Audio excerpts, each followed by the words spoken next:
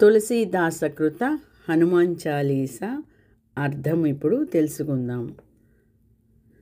శ్రీ గురు చరణ సరోజ రజ నిజ మన ముకుర సుధారి వరణౌ రఘువర విమల యశ జోదాయక ఫలచారి बुद्धिहीन तनु जानिकै सुमिरौ पवन कुमार बल बुद्धि विद्या देहु मोहि हरहु कलेश विकार. తులసీదాసు ఇలా చెప్తున్నారు. శ్రీ గురుదేవుల చరణ కమలాలలోని కాంతితో నా మనస్సు అనే అద్దాన్ని శుభ్రం చేసుకుంటున్నాను. మనిషి తన జీవితంలో కోరుకోదగిన ధర్మం, అర్థం, కామం, మోక్షం అనే 4 ఫలాలను అందించే శ్రీరామచంద్రుడి యొక్క మచ్చలేని కీర్తిని వర్ణించి చెబుతాను. అజ్ఞానం వలన ఈ శరీరం కలిగింది, అంటే జన్మ కలిగింది. ఈ విషయాన్ని చక్కగా అర్థం చేసుకుని పవనకుమారుడైన హనుమంతుణ్ణి స్మరిస్తాను. అతడు నాకు బలాన్ని, బుద్ధిని, విద్యను ఇవ్వడమే కాక నాలో కోరికల వలన కలిగే కష్టాలను, వికారాలను తొలగించుగాక. బలబుద్ధి విద్యా దేహు మోహి హరహు కలేశ వికార్ అని ఇక్కడ ఈ దోహాలో మనకి అర్థం ఈ విధంగా ఉంది. మొదటి శ్లోకము. జయ హనుమాను జ్ఞాన గుణ సాగర జయ కపీస త్రిలోక ఉజాగర రామదూత అతులిత బలధామ అంజని పుత్ర పవన సుతనామ. ముందుగా జయ హనుమాను జ్ఞాన గుణసాగర. ఇక్కడ ఏమనిచ్చారు? ఇంద్రుడు వజ్రాయుధంతో నిన్ను కొట్టినప్పుడు నీ దవడ మీద సొట్టపడి నీకు హనుమంతుడు అనే పేరు వచ్చింది. జ్ఞానానికి, సుగుణాలకు నువ్వు సముద్రం లాంటి వాడివి. 3 లోకాలకు నీవు వెలుగునిస్తావు. నీకు జయమగుగాక. జయ హనుమాను జ్ఞానగుణ సాగర జయ కపీస త్రిలోక ఉజాగర. 2వ శ్లోకంలో రామదూత అతులిత బలధామ అంజనిపుత్ర పవనసుత నామ. 2వ శ్లోకానికి అర్థమోనికి ఈ విధంగా ఉన్నది. నీవు రాముడి దూతవు, నీ బలానికి సాటి లేదు. అంజనీదేవి కుమారుడవు, వాయుదేవుడి అంశతో పుట్టావు, కాబట్టి పవన కుమారుడనే పేరు నీకు వచ్చింది అని ఇక్కడ మనకి తెలుస్తోంది. 3వ శ్లోకంలో మహావీర విక్రమ బజరంగి. పరాక్రమానికి ఓ మహావీర, పరాక్రమానికి రూపం నీవే. నీవు వజ్రం లాంటి గట్టి శరీరం గలవాడివి. చెడు బుద్ధిని పోగొడతావు, మంచి బుద్ధి గల వారికి తోడ్పడతావు. అంటే మహావీర విక్రమ బజరంగి కుమతి నివార సుమతికే సంగి. ఓ మహావీర, పరాక్రమానికి రూపం నీవే. నీవు వజ్రం లాంటి గట్టి శరీరం కలవాడివి. చెడు బుద్ధిని పోగొడతావు, మంచి బుద్ధి గలవారికి తోడ్పడతావు అని. ఇప్పుడు 4వ శ్లోకం. కాంచన వర్ణ విరాజ సువేశ కానన కుండల కుంచిత కేశ.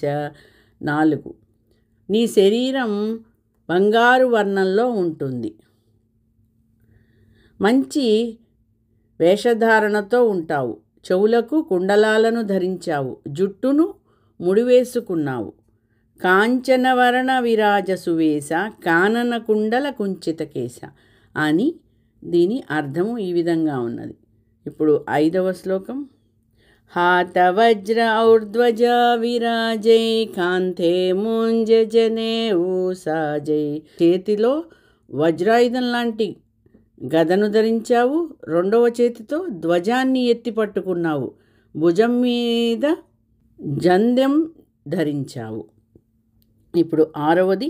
శంకర సువన కేసరీ నందన తేజ ప్రతాప మహాజగవందన. నీవు శివుని అంశతో జన్మించావు. కేసరి నీ తండ్రి. గొప్ప తేజస్సు ప్రకాశం కలిగిన వాడివి. జగత్తు అంతా నీకు నమస్కరిస్తోంది. ఇప్పుడు విద్యావాన గుణీ అతి చాతుర రామకాజ కరివే కో ఆతుర. విద్యావాన్ గుణీ అతి చాతుర రామకాజ కరివేకో ఆతుర. 7వది, నీవు గొప్ప విద్వాంసుడివి, సద్గుణ సంపన్నుడివి, మాట్లాడడంలోనూ పనిచేయడంలోనూ గొప్ప నేర్పుగలవాడివి. శ్రీరాముడి పనిని నెరవేర్చడానికి ఆతురపడుతూ ఉండేవాడివి. ఆయన శ్రీరాముని యొక్క దూత కదా. ఇప్పుడు 8వ శ్లోకానికి అర్థం. ప్రభు చరిత్ర సునివేకో రసియా రామ లఖన సీతా మన బసియా. శ్రీరాముడి కథను విని ఆనందిస్తావు. నీ మనస్సులో సీతా, రాముడు, లక్ష్మణుడు నిండిపోయి ఉన్నాడు అని అర్థం. 9వ శ్లోకం. సూక్ష్మరూపధరి సిహసిది కావా వికట రూపధరి లంక జలావా. ఇప్పుడు 9వ శ్లోకంలో, సీతను పలకరించడానికి వెళ్ళినప్పుడు శరీరాన్ని చిన్నదిగా చేసుకున్నావు, లంకను తగలబెట్టేటప్పుడు వికృతమైన రూపాన్ని ధరించావు. 10వ శ్లోకం. భీమరూపధరి అసుర సంహారే రామచంద్రకే కాజ సవారే. రాక్షసులను సంహరించేటప్పుడు భయంకరమైన రూపాన్ని ధరించావు, రామకార్యాన్ని చక్కగా నెరవేర్చావు అని అర్థం తెలుస్తోంది. ఇప్పుడు 11. లాయ సజీవన లఖన జియాయే శ్రీ రఘువీర హర శివుర లాయే అని 11వది. 12. రఘుపతి కినిహి బహుతు బడాయి తుమ మమ ప్రియ భరత సమభాయి. 11, 12 యొక్క అర్థము, సంజీవిని పర్వతాన్ని ఊడబెరికి తెచ్చి లక్ష్మణుడిని బతికించావు.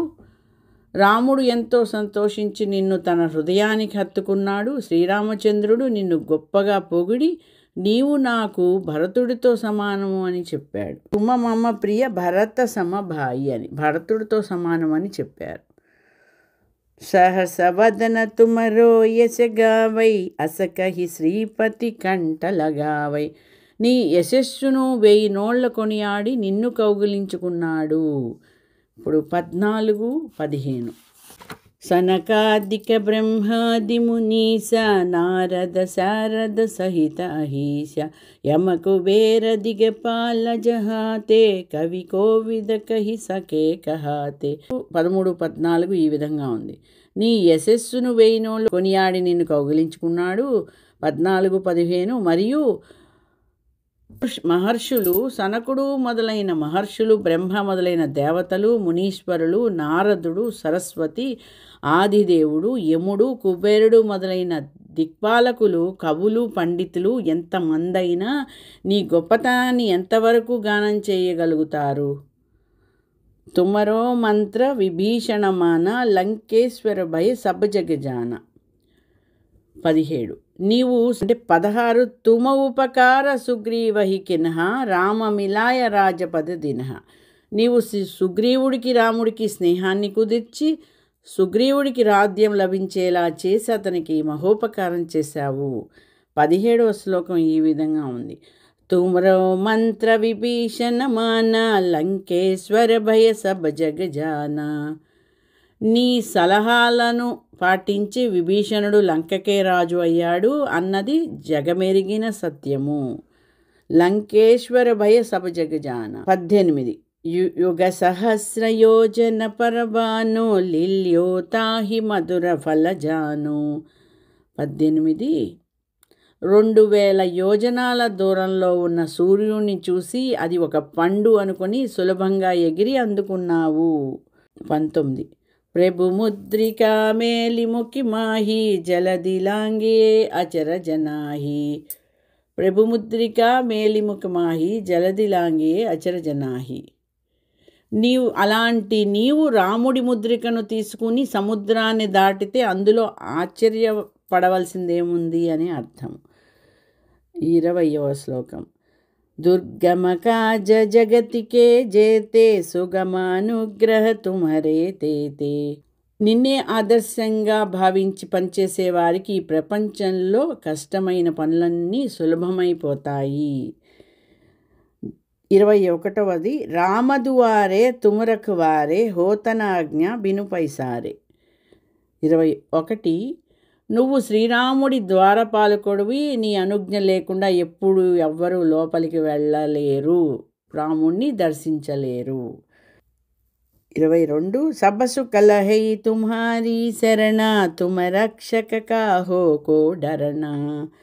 22 నిన్ను శరణు కోరితే సమస్త సుఖాలు లభిస్తాయి, నువ్వే రక్షకుడిగా ఉన్నప్పుడు ఇంకా ఎవరికైనా ఎందుకు భయపడాలి స్వామి అని అర్థం.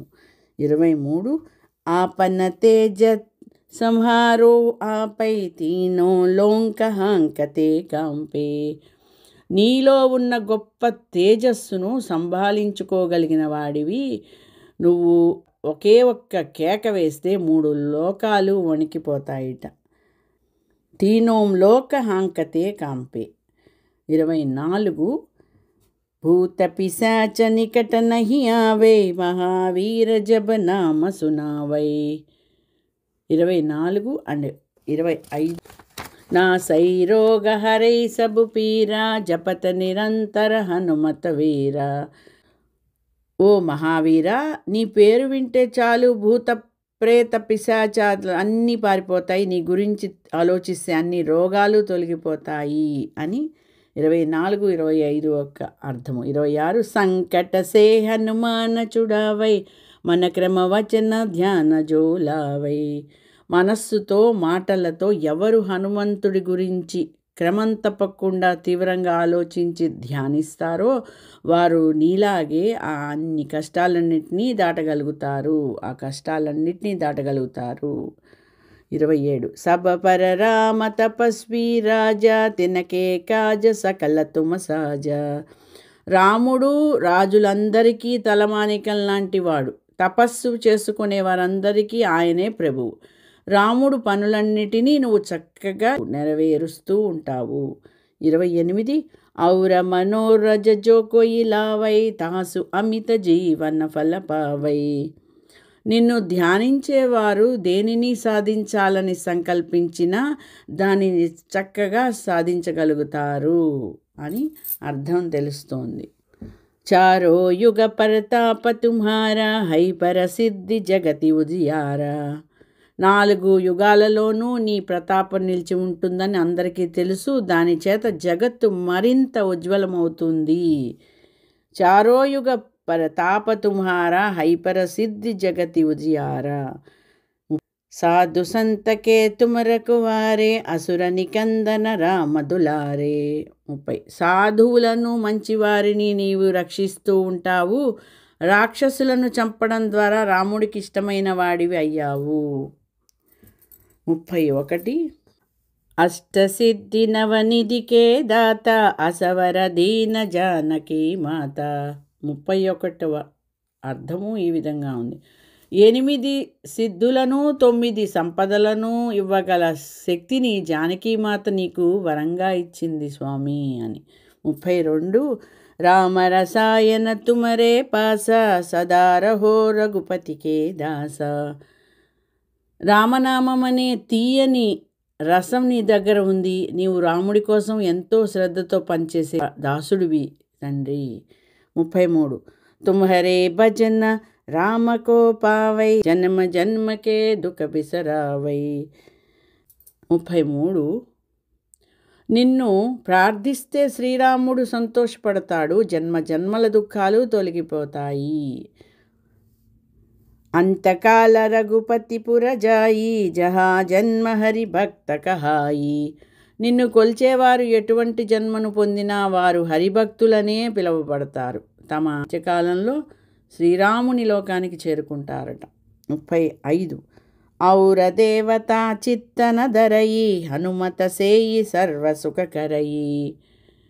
ఒకేసారి అనేక మంది దేవతల గురించి ఆలోచించకుండా ఎవరైతే హనుమంతుడి మీద మనస్సు నిలిపి తలుచుకుంటారో వారికి సర్వ సుఖాలు కలుగుతాయి. సర్వ సుఖకరయి సంకట హటై మిటై సబు పీరా జో సుమిరై హనుమత్ బలవీరా. ఎవరైతే బలవంతుడు మహావీరుడు అయిన హనుమంతుణ్ణి స్మరిస్తారో వారికి అన్ని విఘ్నాలు తొలగిపోతాయి, వారి కష్టాలన్నీ నశిస్తాయి అని అర్థము. సంకట హటై మిటై సబు పీరా జో సుమిరై హనుమత్ బలవీర. జై జై జై హనుమాన్ గోసాయి కృపా కరో గురుదేవకి నాయి. నా ప్రభువైన హనుమంతుడికి జేజేలు. శ్రీ గురుదేవుల లాగానే నా మీద కృప చూపు స్వామి.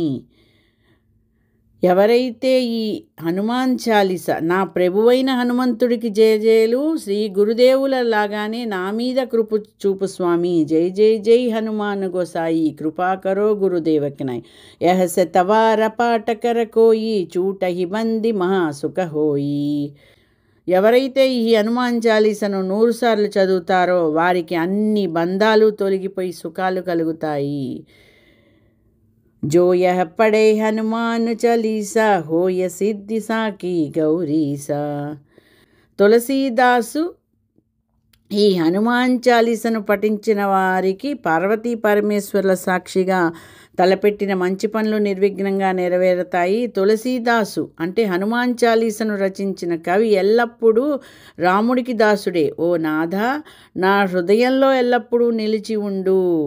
ఓ పవనతనయుడా, కష్టాలను తొలగించేవాడా, మంగళకరమైన రూపం గలవాడా, సీతారామ లక్ష్మణుల సమేతంగా నా హృదయంలో నివసించు. పవనతనయ సంకటహరణ మంగళమూర్తి రూప్ రామలకన సీతా సహిత హృదయ బసహు సురభూప్. ఓ పవనతనయ, కష్టాలను తొలగించేవాడా, మంగళకరమైన రూపం గలవాడా, సీతారామ లక్ష్మణుల సమేతంగా నా హృదయంలో నివసించు అని ఈ దోహా తెలుస్తున్నది. సియావర రామచంద్రకి జై. పవనసుత హనుమానికి జై.